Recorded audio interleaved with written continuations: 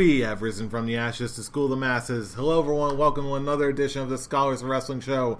I'm your man behind the microphone, Scholar Jeff. To my right is Scholar Tarek. What's going on, sir? I was trying to think of something clever to say as an opener, but really, that was quite possibly the most animated intro you have ever done on Scholars.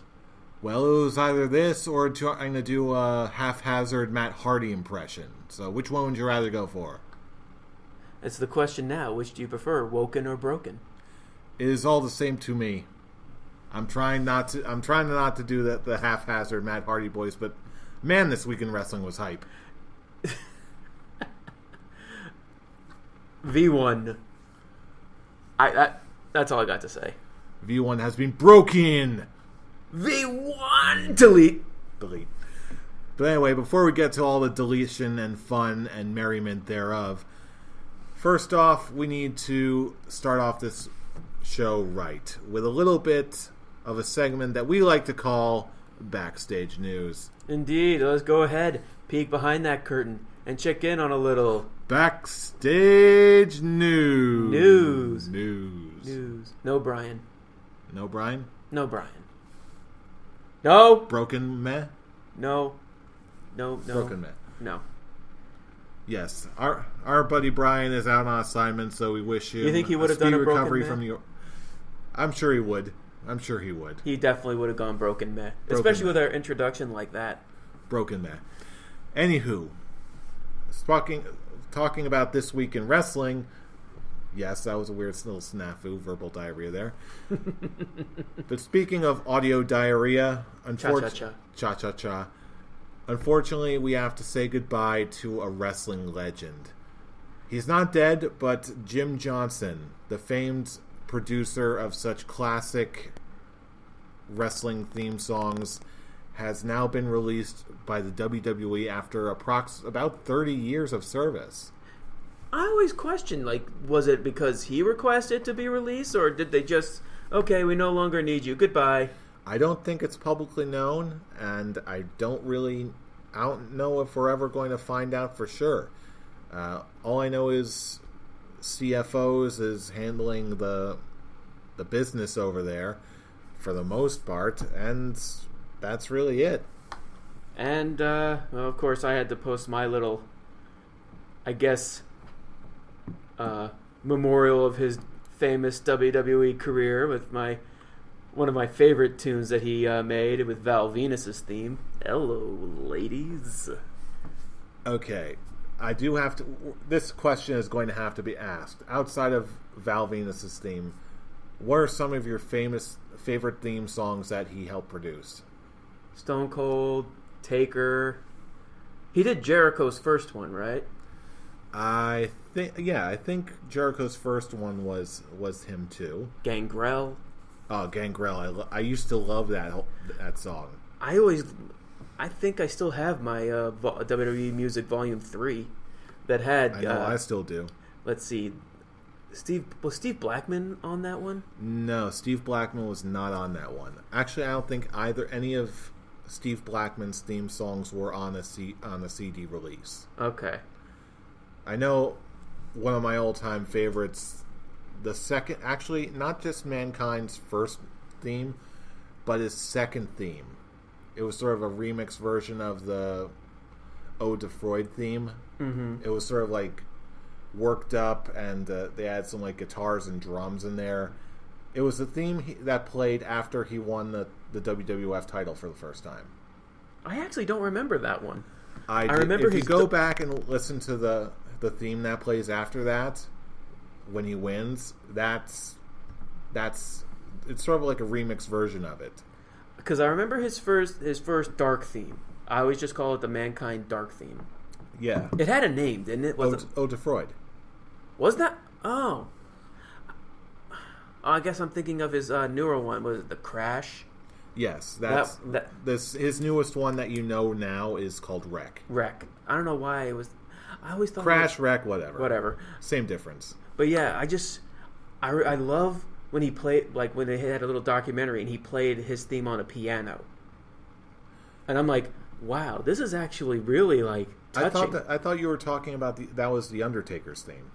No, he did Mankind. Yeah, he did do Undertaker's, And I love that one too. I heard him play the Undertaker's theme on piano, and I also heard him do like the basic chord for Vader's theme on Beyond the Mat.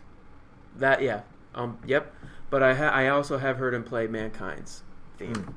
And I'm just listening. I'm like, I am very mesmerized by this. This is actually like, I actually like this more than the actual theme because I'm just closing my eyes and I'm listening to it. And I'm just really mesmerized, and that has happened with a lot of his themes. Yeah, especially I'm not sure if you're on Spotify, but they were I don't want to say a long time ago, but a while back, WWE released on digital platforms a album called Undertaker. It's called like Undertaker Behind the Scenes or something like that, where they basically have all these different versions of the Undertaker's theme. They've got the same theme, just different versions of it. No, just all different themes through Undertaker's entire history. Oh, nice! And if you're following Jim Johnston's work, a lot of it seems it's really a fascinating way to look into just how one theme can be developed. Like the whole album starts off with the theme that they played during his first debut match at Survivor Series. They've got the earliest demos. They've got piano covers. They've got organ covers. They've got like 5 different versions of his original theme, 3 different versions of his Lord of Darkness era. I love his Lord of Darkness era theme, but I actually liked it. I actually liked the one more before he became the Ministry of Darkness Undertaker. It was the same theme song, but became, well, other than Taker actually doing the evil chants. But I guess the version that was on actually WWE Volume 3, the one that was on, I think, Volume 4, that became the chanting. I know the one you mean, yes. They're the same theme, just modified. Different, same melody, different... I actually do prefer the older one. Yeah, I do too. But again, if you are on Spotify, I don't know where else is located. That's just where I get my music. But still, it's quite a trip. It's quite a trip if you like The Undertaker, or if you just like how Jim Johnston's music was produced.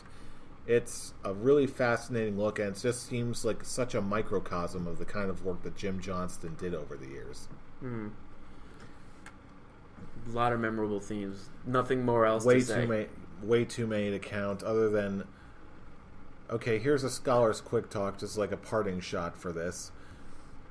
Does Jim Johnston go into the WWE Hall of Fame? Not is he deserving, because I think we're all going to agree that he is most definitely deserving. You mean, is he going to get it this year? Is he going to get in, period? Oh, he's definitely getting in. I actually think he's going to get in this year. I'm convinced. If he doesn't get it this year, he'll definitely get it next year. He's definitely going to get it sooner rather than later. I would love it if he went in the same year that Undertaker did. That would be amazing. Mm-hmm. Who would induct him? Vince?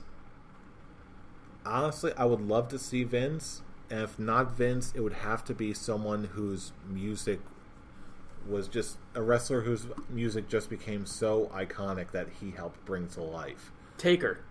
Exactly. I think, like, who else other than probably Stone Cold Steve Austin or Triple H?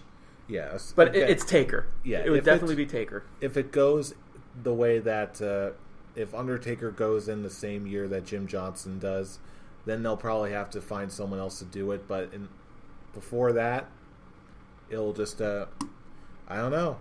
I just hope he gets his just honors after all this stuff he's made and how hard he's worked. He did all the faces of Foley, right? I believe so. Yeah, the Cactus Jack theme that he did, that was him, I believe. I know he came up with 2 different ones for Dude Love alone. So yeah, I think that was all him. Okay. I was like, did he do it? Okay.